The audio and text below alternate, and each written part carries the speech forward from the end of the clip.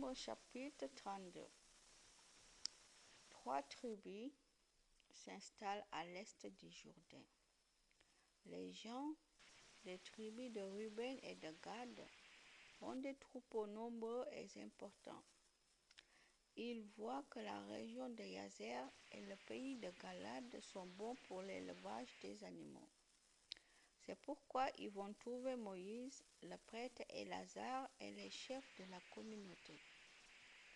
Ils leur disent: les villes d'Ataroth, Dibon, Yazer, Nimra, Eshbon, Elale, Sebam, Nebo et Béon font partie du pays que les Israélites ont conquis avec l'aide du Seigneur. La région est bonne pour l'élevage des animaux. Or, nous avons des troupeaux.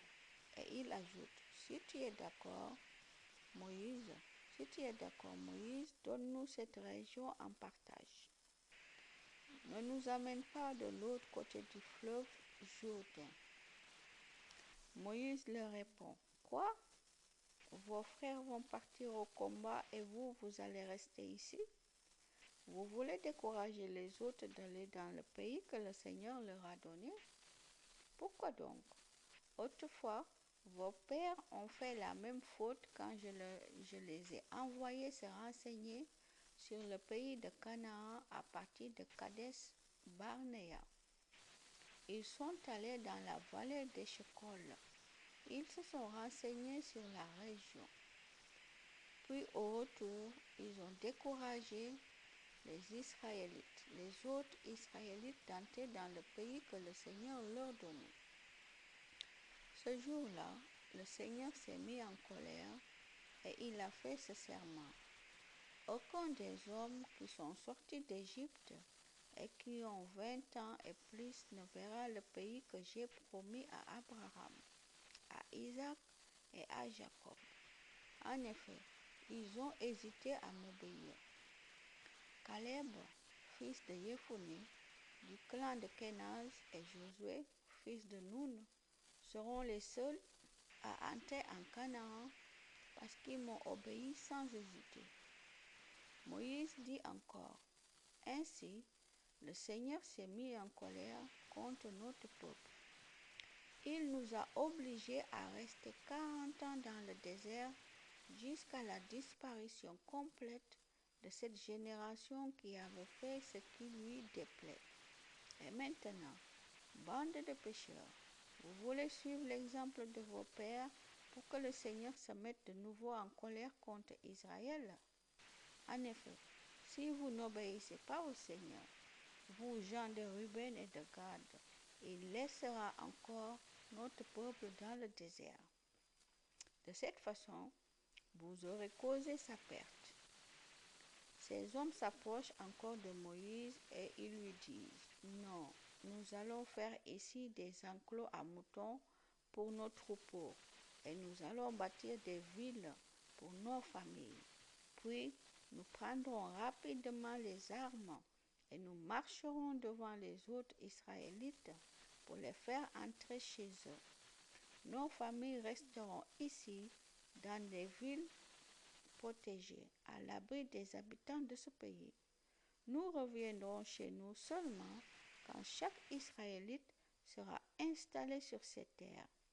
Mais nous ne voulons pas posséder comme eux des terres de l'autre côté du Jourdain. En effet, nos terres à nous se trouvent de ce côté, à l'est du Jourdain.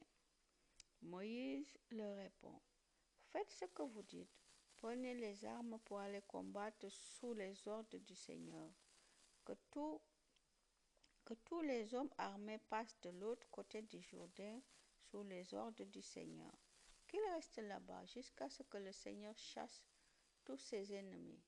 Que le pays soit sous son pouvoir. Ensuite, vous pourriez revenir chez vous. Vous serez sans reproche envers le Seigneur et envers le reste du peuple d'Israël. Alors le pays situé de ce côté du Jourdain sera à vous avec l'accord du Seigneur. Mais si vous ne faites pas cela, vous pécherez contre le Seigneur et vous serez punis vous devez le savoir. Bâtissez des villes pour vos familles et des enclos pour vos moutons et vos chèvres. Mais n'oubliez pas de tenir votre promesse. Les hommes des tribus de Ruben et de Gad disent, nous ferons ce que tu viens de nous commander. Nous laisserons nos femmes et nos enfants, nos troupeaux et tous nos animaux ici, dans les villes de Galad. Nous prendrons les armes pour la guerre et nous marcherons au combat sous les ordres du Seigneur, comme tu l'as dit.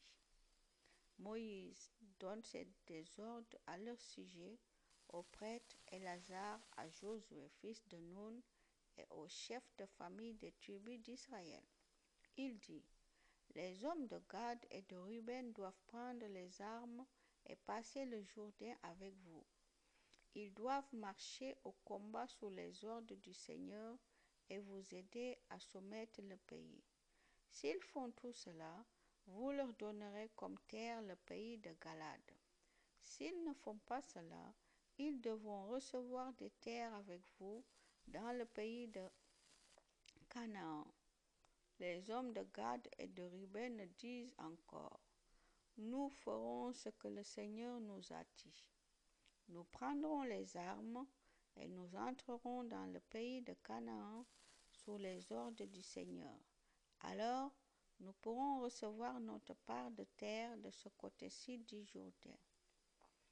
Moïse donne aux tribus de Gad et de Ruben et la moitié du tribu de Manassé, fils de Joseph, le royaume de Sihon, roi des Amorites, et celui d'Og, roi du Bashan.